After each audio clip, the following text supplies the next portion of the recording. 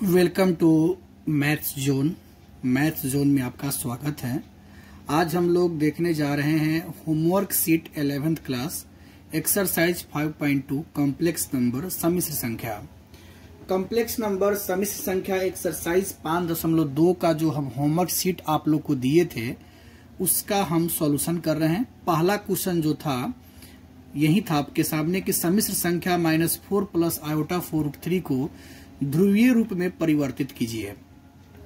Convert the complex number -4 plus iota 4√3 to polar form. इसका हमको polar form निकालना है। तो हम आपको पढ़ाए हुए हैं क्लास में, इस बात को आप ध्यान से सुनिएगा कि पोलर फॉर्म कैसे निकालते हैं। पोलर फॉर्म निकालने के लिए हमको r और थीटा दोनों की जरूरत पड़ती है।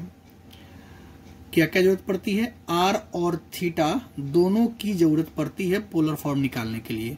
r का मतलब मॉडुलस मतलब मापांक, और थीटा का मतलब आर्ग्यूमेंट एम्पलीट्यूड मतलब कोणांक, मतलब दोनों हमको चाहिए। फिर तब लास्ट में हम लोग पोलर फॉर्म निकालते हैं इसका। क्लियर? यह वीडियो अगर कोई पहली बार देख रहे हैं, जिनको मेरे बारे में पता नहीं है या मेरे क्लास में नहीं पढ़ते हैं, कृपया आप हमसे पहले एक बार कॉल पे बात कर लें और इस वीडियो के बारे में जानकारी हासिल कर लें, क्योंकि हम अपने ऑफलाइन क्लास में हम होमवर्क सीट देते हैं और उस होमवर्क सीट का ये सॉल्यूशन हम कर रहे हैं। तो जिन विद्यार्थी के पास अगर होमवर्क सीट नहीं है, जो मेरे भी अपने विद्यार्थी हैं जो मेरे क्लास में पढ़ते हैं, उनके पास भी अगर होमवर्क सीट नहीं है तो क्वेश्चन यहाँ से देख सकते हैं। विशेष होमवर्क सीट प्राप्त करने के लिए आप हमें कॉल भी कर सकते हैं। जो विद्यार्थी हमसे नहीं पढ़ते हैं, अगर वो भी इसका लाभ लेना चाहते हैं, अगर हमसे ऑफलाइन या ऑनलाइन क्लास करना चाहते हैं, तो आप हमसे संपर्क कर सकते हैं। लास्ट में आपको मोबाइल नंबर दिया जाएगा, उस मोबाइल नंबर को आप ध्यान से नोट करके और कॉल करने का प्रयास करें ताकि आपको वो हर चीज हम प्रोवाइड कर सकें। चलिए तो स्टार्ट करते हैं। इसका हमको पोलर फॉर्म निकालना है, इसका हमको पोलर फॉर्म निकालना है, इसका पोलर फॉर्म। तो पोलर फॉर्म निकालने के लिए हमको हिंदी में कहते हैं ध्रुवीय रूप और इंग्लिश में कहते हैं पोलर फॉर्म। इसको निकालने के लिए हमको r और थीटा दोनों की जरूरत पड़ती है।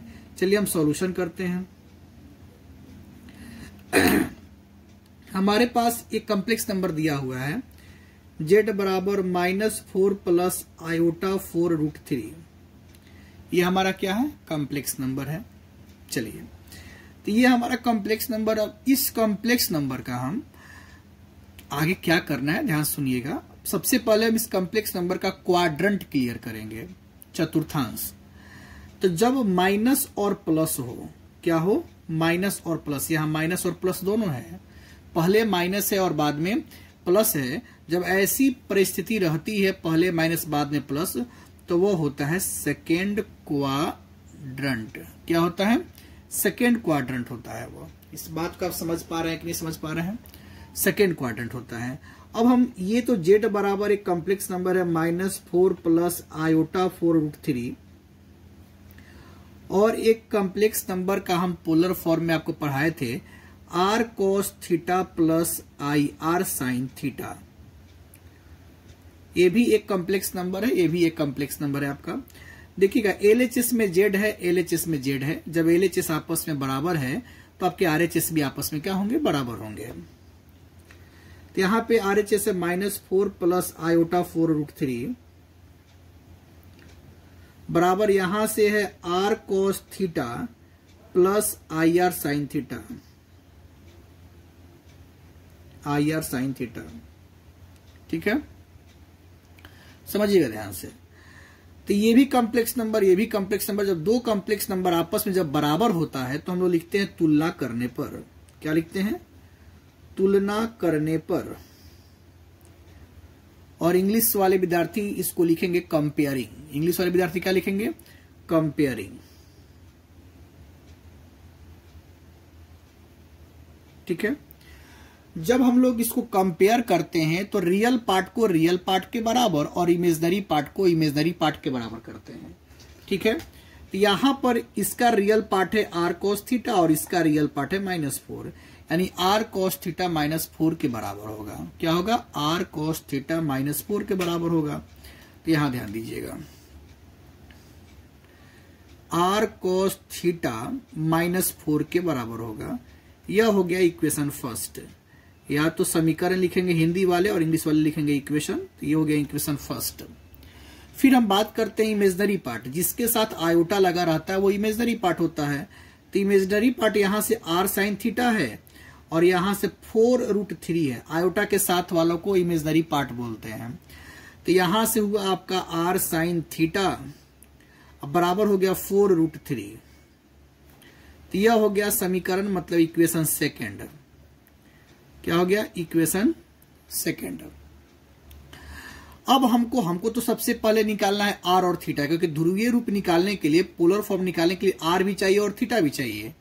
आर को कहते हैं मॉडुलस और थीटा को कहते हैं एम्पलीट्यूड। तो हमको आर निकालना है, तो आर निकालने का तरीका ही ये सब बता रहे हैं आपको हम।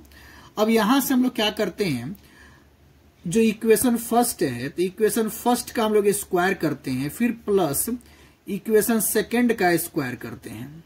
क्या करते हैं? इक्वेशन फर्स्ट का स्क्वायर प्लस इक्वेशन सेकेंड का स्क्वायर हम लोग करते हैं। तो ध्यान से देखिएगा, इक्वेशन फर्स्ट आपका यही है। तो LHS का स्क्वायर प्लस RHS का, LHS का स्क्वायर, दोनों के LHS का स्क्वायर एक साथ और दोनों के RHS का स्क्वायर एक साथ कर देंगे। तो हम लिखेंगे r cos थीटा का square plus r sin theta का स्क्वायर, फिर बराबर में इन दोनों का स्क्वायर, यानी -4 का स्क्वायर अब प्लस 4√3 का स्क्वायर। कोई दिक्कत नहीं आप लोग को। और दोनों पे स्क्वायर है, इसका मतलब है तो r square cos square theta plus r square sine square theta -4 का स्क्वायर 16, अब 4 का स्क्वायर 16 r√3 का स्क्वायर 3, तो 16 48। बात समझ में आ रहा है कि नहीं आ रहा है? यहां से जब हम r स्क्वायर कॉमन कर लेंगे तो यहां से बचेगा cos square theta plus sine square theta, और इसको जब हम ऐड करेंगे तो 8 6 14, 4 1 5 1 6 64। तो r square into cos square theta plus sine square theta बचपन से पढ़ते आ रहे हैं, इसका वैल्यू होता है 1, बराबर हो गया 64। तो r स्क्वायर बराबर निकला 64, तो r बराबर निकलेगा √64 और √64 का वैल्यू क्या होगा? 8 होगा। क्या होगा? 8 होगा। तो यहां पर हमारा r का मान निकल गया, और r को ही कहते हैं मॉडुलस। क्या कहते हैं? मॉडुलस, और हिंदी में कहते हैं मापांक। क्या कहते हैं? जिसको हम लोग या तो मॉड z लिखते हैं या तो हम लोग r लिखते हैं। तो ये निकल गया 8। तो मॉडुलस तो हमारा निकल गया। अब हमको निकालना है थीटा मतलब कि हमको निकालना है अभी एम्पलीट्यूड, जिसको आर्ग्यूमेंट भी बोलते हैं, हिंदी में आयाम बोलते हैं। तो उसको भी हम लोग को अभी निकालना पड़ेगा, तब जाकर हम पोलर फॉर्म निकाल सकते हैं। तो चलिए अब हम थीटा की बारी है, हम थीटा कैसे निकालेंगे। ठीक है, थीटा के लिए हम आप लोग को ऑफलाइन क्लास में पढ़ाए हैं कि इक्वेशन सेकेंड में इक्वेशन फर्स्ट से डिवाइड करते हैं। क्या करते हैं? इक्वेशन सेकेंड में इक्वेशन फर्स्ट से डिवाइड करते हैं। ठीक है, तो ध्यान से देखिएगा आप लोग। तो थीटा निकालने के लिए हम लोग क्या करेंगे, इक्वेशन सेकेंड में हम लोग इक्वेशन फर्स्ट से डिवाइड करते हैं। ठीक है, तो इक्वेशन सेकेंड आपका था r साइन थीटा। क्या था? r साइन थीटा, और इक्वेशन फर्स्ट था r cos थीटा। दोनों को डिवाइड कर रहे हैं। फिर देखिएगा आप, इक्वेशन सेकंड में हम लिखे थे 4√3 और इक्वेशन फर्स्ट में लिखे थे -4। तो -4 से 4 कैंसिल हो गया, r से r कैंसिल हो गया, और साइन बटा cos आपको हम पढ़ाए हैं tan थीटा होता है। माइनस को नीचे नहीं लिख के आप ऊपर शिफ्ट कर सकते हैं, तो ये हो गया -√3। और यहाँ पे आपको एक बात का इंडिकेशन दे देना है कि यह किस क्वाड्रेंट में है। तो पहले ही हम बताए हैं आपको कि यह किस क्वाड्रेंट में है। तो यह है आपके सेकेंड क्वाड्रेंट में। हम स्टार्टिंग में ही इस बात को बताए हैं आज। ठीक है, किस क्वाड्रेंट में? सेकेंड क्वाड्रेंट में। इसके बाद मेरे भाई हम आप लोग को पढ़ाए थे कि यहाँ पे आपको रफ का काम करना है। क्या करना है?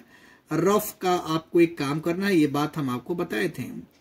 रफ के लिए हम सिखाए थे आपको कि सबसे पहले आपको लिखना है tan अल्फा बराबर mod y/x। क्या लिखना है? mod y/x। तो tan अल्फा बराबर मॉड y बाई y को बोलते हैं इमेजनरी पार्ट वाला पार्ट। क्या बोलते हैं? इमेजनरी पार्ट वाला पार्ट। किसको? इमेजनरी। तो जो आपका क्वेश्चन था वह क्या था?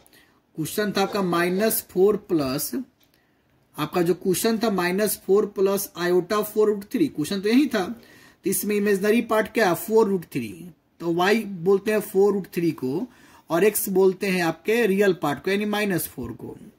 तो 4 से 4 कैंसिल, तो tan अल्फा बराबर हो गया -√3, मॉड के अंदर हो गया ये सब। किसके अंदर? मॉड के अंदर। तो फिर tan अल्फा बराबर जो मॉड से बाहर आएगा तो पॉजिटिव बन जाएगा, तो √3 हो गया। तो tan अल्फा बराबर √3 जो होता है वो tan 60 का मान होता है। तो tan से tan कैंसिल हो गया, तो यहां से अल्फा बराबर निकलेगा 60 डिग्री। इसको हम लोग रेडियन में कन्वर्ट करते हैं पाई बटा 180 से गुना करके। तो 60 से कट गया 3 बार में, यानी अल्फा बराबर यहां से निकल गया π/3। तो सेकेंड क्वाड्रेंट में हम पढ़ाए हैं कि थीटा बराबर होता है पाई माइनस अल्फा। ये बात हम पढ़ाए हुए हैं। तो पाई का पाई हो गया और अल्फा का वैल्यू यहां पे निकला है π/3। क्या निकला है? π/3। तो 3 पाई में से पाई गया तो 2 π/3 बन गया। ये निकल गया थीटा।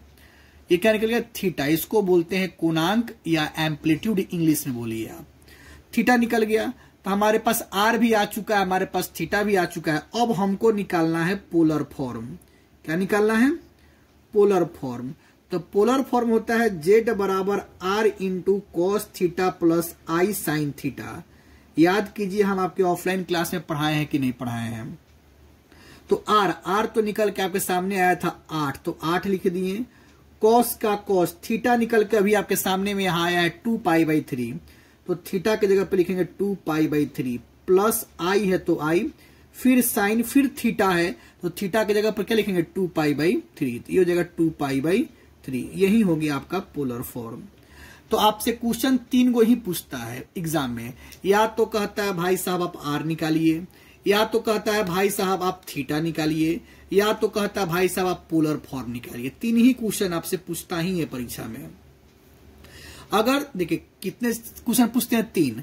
या तो कहेगा आर निकालिए, आर मतलब मापांक मतलब मॉडुलस निकालिए। तो केवल मॉडुलस कहेगा तो आर निकाल देंगे, केवल एम्पलीट्यूड कह देगा तो थीटा निकालेंगे। अब पोलर फॉर्म कहेगा तो ये पूरा निकाल देंगे, इसको केवल आर और थीटा का मान पुट कर देंगे। बात को समझिए, हिंदी वाले भी ध्यान से सुनिएगा। अगर आपसे केवल कहता है मापांक तो केवल आर निकाल के छोड़ दीजिए, कहता है कोणांक निकालिए तो केवल थीटा निकाल के छोड़ दीजिए, लेकिन कहता है कि पोलर फॉर्म निकालिए ध्रुवीय रूप, तो फिर आर और थीटा दोनों निकाल कर इस फॉर्मूला के अंदर पुट कर देना है, रख देना है। बात समझ गए? अगर आप बात को हमारे समझ गए होंगे तो कमेंट बॉक्स में आप कमेंट करके बता दीजिएगा कि यह क्वेश्चन आपको अच्छे तरीके से समझ में आया कि नहीं आया। तो वैसे विद्यार्थी को हम सूचना देना चाहते हैं कि जो विद्यार्थी हमसे जुड़ना चाहते हैं आप हमारे नंबर पर संपर्क कर सकते हैं। मेरा मोबाइल नंबर है 9128595909। हमारे चैनल का नाम है math zone by Vicky sir. अगर आप इस चैनल पे नए हो तो चैनल को सब्सक्राइब जरूर कर दीजिएगा। वीडियो अच्छा लग रहा हो तो वीडियो को लाइक कर दीजिएगा। अगर आपको वीडियो से हेल्पफुल नहीं मिल रहा हो तो आप डिसलाइक भी कर सकते हैं, मुझे कोई दिक्कत नहीं है। बस हम ये चाहते हैं कि आप हमसे सीखे, पढ़ें, मन लगा के पढ़ें और ज्यादा से ज्यादा एग्जाम में स्कोर लाने का प्रयास करें। हर संभव हम आपके लिए प्रयास कर रहे हैं। तो हम हर एक वीडियो में एक क्वेश्चन आपके लिए प्रोवाइड करेंगे। चलिए, बहुत बहुत धन्यवाद आप लोगों का।